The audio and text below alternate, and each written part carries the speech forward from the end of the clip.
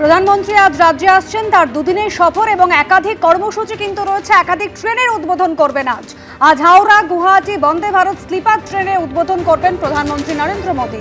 Malda town station থেকে Vande Bharat sleeper ট্রেনের উদ্বোধন হতে চলেছে। হাওড়া থেকে কামাখ্যা পর্যন্ত এই ট্রেন চলবে। সপ্তাহে 6 দিন আপ এবং ডাউনে চলাচল করবে এই বন্দে ভারত স্লিপার ট্রেন। হাওড়া থেকে আপ বন্দে ভারত স্লিপার ছাড়বে সন্ধে 6টা 20 নাগাদ। কামাখ্যা থেকে ডাউন বন্দে ভারত স্লিপার ছাড়বে সন্ধে 6টা 15 মিনিটে। আর 2019-এর ফেব্রুয়ারিতে ভারতে প্রথম চালু হয়েছিল বন্দে ভারত ট্রেন।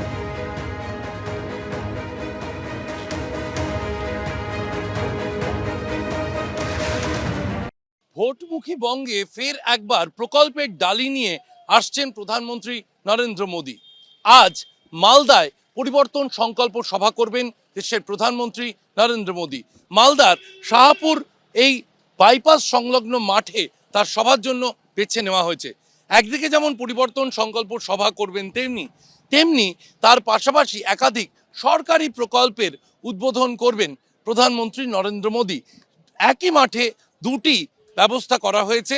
প্রাথমিকভাবে যা জানা যাচ্ছে তাতে বিহারের পূর্ণিয়া বিমানবন্দর থেকে তিনি হেলিকপ্টারে আসবেন মালদা হেলিপ্যাডে আনুমানিক 1টা নাগাদ তিনি এসে পৌঁছবেন। এরপর তিনি চলে যাবেন মালদা স্টেশন। সেখানে একাধিক ট্রেনের তিনি উদ্বোধন করবেন। সেখানে সবুজ পতাকা নেড়ে সেই ট্রেনগুলির শুভ সূচনা করবেন প্রধানমন্ত্রী নরেন্দ্র মোদী। এরপর সেখান থেকে তিনি এই বাইপাস দিয়ে এসে উপস্থিত হবেন শাহপুরের এই মাঠে, যেখানে নীল রঙের এই যে তাঁবু এখন দেখা যাচ্ছে, সেই নীল রঙের তাঁবুতে সরকারি প্রকল্পের একাধিক সূচনা করবেন প্রধানমন্ত্রী নরেন্দ্র মোদী। এর মধ্যে যেমন বেশ কিছু রেলের পরিকাঠামোগত প্রকল্প রয়েছে, তেমনি একাধিক ট্রেন রয়েছে। 4টি অমৃত ভারত এক্সপ্রেস রয়েছে, 2টি বন্দে ভারত স্লিপার রয়েছে। এই একাধিক ট্রেনের উদ্বোধন করবেন আজকে প্রধানমন্ত্রী নরেন্দ্র মোদী এবং তারপর আনুমানিক 2:30টে নাগাদ এই নীল তাঁবু থেকে তিনি চলে যাবেন তার এই যে রাজনৈতিক সভার জন্য। পাশেই যে গেরুয়া তাঁবু দেখা যাচ্ছে, জনসভার মূল যে মঞ্চ, সেই জনসভার মূল মঞ্চে চলে যাবেন প্রধানমন্ত্রী নরেন্দ্র মোদী এবং সেখানে তিনি তার বক্তব্য তুলে ধরবেন। গতকালকেই এক্স হ্যান্ডেলে পোস্ট করে সমাজ মাধ্যমে তিনি তার আশার বিষয় জানিয়েছেন। একদিকে যেমন আজ মালদায় সভা করতে আসছেন প্রধানমন্ত্রী, তেমনি আগামীকাল সিঙ্গুরে জনসভা রয়েছে প্রধানমন্ত্রী নরেন্দ্র মোদীর। বিহার থেকে আজকে এসে তিনি মালদায় সভা করে আবার বিহারে আজকে ফেরত চলে যাবেন। আগামীকাল আসামে তার বেশ কিছু কর্মসূচি রয়েছে।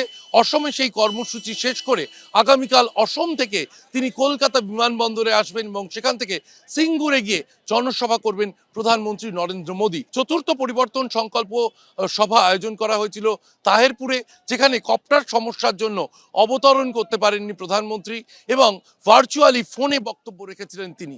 পঞ্চম পরিবর্তন সংকল্প সভা এই মালদায় আয়োজন করেছে বঙ্গ বিজেপি, যেখানে আজ বক্তব্য রাখার কথা প্রধানমন্ত্রী নরেন্দ্র মোদীর। ক্যামেরায় দিব্যেন্দু সিংহের সঙ্গে শিবাশিস মৌলিক, এবিপি আনন্দ, মালদা। অনুমতি দেয়নি সেনা, এই দাবি করে 1 ফেব্রুয়ারির ব্রিগেড সমাবেশ বাতিল করলেন হুমায়ুন কবির। সাসপেন্ডেড তৃণমূল নেতা এবং জনতা উন্নয়ন পার্টির চেয়ারম্যানের অভিযোগ, তাকে ভয় পেয়ে তৃণমূল বিজেপি সেটিং করে এটা করেছে। অভিযোগ অস্বীকার তৃণমূল বিজেপির। বিজেপিও ভয় পাচ্ছে, টিএমসিও ভয় পাচ্ছে। দেখছে সত্যি হুমায়ুন কবির যদি 10 লাখ লোক জমায়েত করে আমাদের মৃত্যু ঘণ্টা বাজিয়ে দেয়, ওর থেকে মুর্শিদাবাদে যা করবে করুক, এখানে আসতে দেব না, এই চক্রান্ত। ব্রিগেডে হচ্ছে না হুমায়ুন কবিরের সমাবেশ। সেনার তরফে অনুমতি মেলেনি বলে দাবি করে পিছু হটলেন তিনি। নিজের জেলা মুর্শিদাবাদই সমাবেশের ঘোষণা করলেন এই সাসপেন্ডেড তৃণমূল নেতা।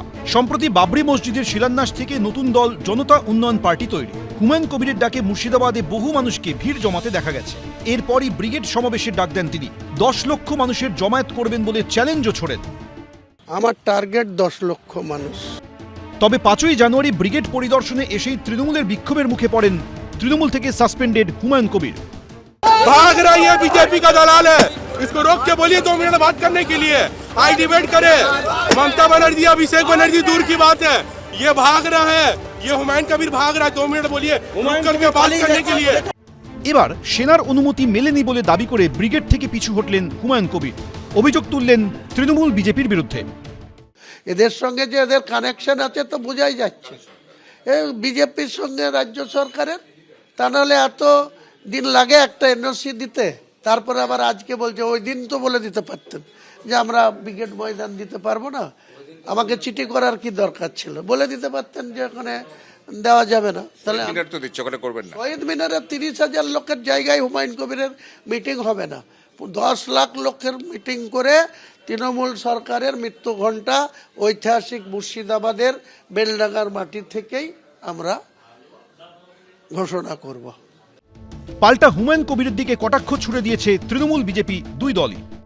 উনি এখন যে কোনো মূল্যে একটু ভেসে থাকতে চাইছেন, কেন আমি এর মধ্যে ঢুকতে যাব।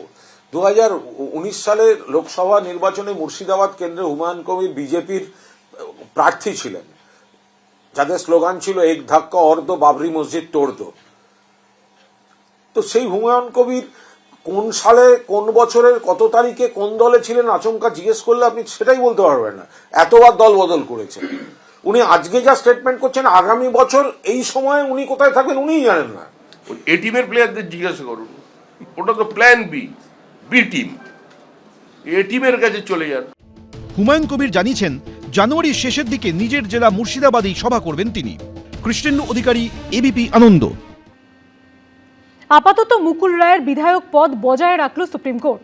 কলকাতা হাইকোর্টের রায়ে স্থগিতাদেশ দিল প্রধান বিচারপতি সূর্যকান্ত এবং বিচারপতি জয়মাল্য বাগচির বেঞ্চ। এই মামলার সব পক্ষের ব্যাখ্যা চেয়ে নোটিশ ইস্যু করেছে সুপ্রিম কোর্ট। 4 সপ্তাহের মধ্যে দিতে হবে জবাব। মুকুল রায়ের বিধায়ক পদ খারিজের রায়ে স্থগিতাদেশ দিল সুপ্রিম কোর্ট। 13ই নভেম্বর দলত্যাগ বিরোধী আইনে মুকুল রায়ের বিধায়ক পদ খারিজের নির্দেশ দেয় কলকাতা হাইকোর্ট। কলকাতা হাইকোর্টে সেই নির্দেশকে চ্যালেঞ্জ করে সুপ্রিম কোর্টে দ্বারস্থ হয়েছিলেন মুকুল পুত্র শুভ্রাংশু রায়। এবার হাইকোর্টে সেই রায়ের ওপর স্থগিতাদেশ দিল সুপ্রিম কোর্টের প্রধান বিচারপতি সূর্যকান্ত ও বিচারপতি জয়মাল্য বাগচির বেঞ্চ। 2021 সালের বিধানসভা ভোটে বিজেপি প্রার্থী হিসেবে জেতেন মুকুল রায়। সে বছরেরই 11ই জুন তৃণমূল ভবনে দেখা যায় মুকুল রায়কে। তাকে উত্তরীয় পরিয়ে দিতে দেখা যায় অভিষেক বন্দ্যোপাধ্যায়কে। তারপরেই মুকুল রায়কে বিধানসভার পাবলিক অ্যাকাউন্টস কমিটির চেয়ারম্যান করা হয়, যা নিয়ে প্রবল টানাপোড়েন শুরু হয়। দলত্যাগ বিরোধী আইনে মুকুল রায়ের বিধায়ক পদ খারিজের দাবি জানান শুভেন্দু অধিকারী, কিন্তু সেই দাবি খারিজ করে দেন স্পিকার বিমান বন্দ্যোপাধ্যায়। সেই বিতর্কের জল গড়ায় আদালতে। গত বছরের 13ই নভেম্বর মুকুল রায়ের বিধায়ক পদ খারিজ করে দেয় কলকাতা হাইকোর্ট। সেদিনই সোশ্যাল মিডিয়ায় এই ছবি পোস্ট করে তৃণমূলের রাজ্য সাধারণ সম্পাদক কুণাল ঘোষ লেখেন, কালের যাত্রার ধ্বনি শুনিতে কি পাও? আমি শুনতে পাচ্ছি মুকুলদা, তোমার দ্রুত আরোগ্য কামনা করি। মনে প্রাণে চাই তুমি সচেতন মনে কালের যাত্রার ধ্বনি অনুভব করো। অচেতন থাকলে এ ধ্বনির মানে বুঝবে কি করে? এরপর মুকুল রায়ের ছেলে শুভ্রাংশু রায় আবেদন করেন সুপ্রিম কোর্টে। সেখানে শুভ্রাংশু রায়ের আইনজীবী সওয়াল করেন, স্পিকার আমাদের পক্ষে রায় দিয়েছিল, কিন্তু হাইকোর্ট মুকুল রায়ের বিধানসভার সদস্যপদ খারিজ করে দেয়। হাইকোর্টে কিছু স্ক্রিনশট ও ভিডিও দেখানো হয়েছিল। তার ভিত্তিতে যেভাবে মুকুল রায়ের বিধায়ক পদ খারিজ হয়েছে তা অনুচিত। পাল্টা শুভেন্দু অধিকারীর আইনজীবী বলেন, মুকুল রায় একটা প্রেস কনফারেন্সে উপস্থিত ছিলেন। উনি ফের তৃণমূল কংগ্রেসে যোগও দিয়েছিলেন। হাইকোর্ট সব দিক দেখেই মুকুল রায়ের বিধায়ক পদ খারিজ করেছে। আর তাছাড়া এখানে মুকুল রায় নন, মামলা করেছে ওর ছেলে। দুপক্ষের সওয়াল জবাব শেষে মুকুল রায়ের বিধায়ক পদ খারিজের পক্ষে হাইকোর্টের সিদ্ধান্তের উপর স্থগিতাদেশ দেয় প্রধান বিচারপতি সূর্যকান্ত ও বিচারপতি জয়মাল্য বাগচির বেঞ্চ। বিচারপতিদের পর্যবেক্ষণ, কৃষ্ণনগর উত্তরের বিধায়ক দীর্ঘদিন ধরেই অসুস্থ। ওর সদস্যপদ থাকলে বিধায়কের জন্য বরাদ্দ চিকিৎসা সহায়তা পাবেন তিনি। তবে মুকুল রায়ের বিধায়ক পদ সংক্রান্ত মামলায় সব পক্ষের ব্যাখ্যা চেয়ে নোটিশ ইস্যু করেছে সুপ্রিম কোর্ট। 4 সপ্তাহের মধ্যে দিতে হবে জবাব। 6 সপ্তাহ পর ফের মুকুল মামলার শুনানি হবে সুপ্রিম কোর্টে। বিজেন্দ্র সিংহ, এবিপি আনন্দ। এবিপি আনন্দ, এগিয়ে থাকে, এগিয়ে রাখে।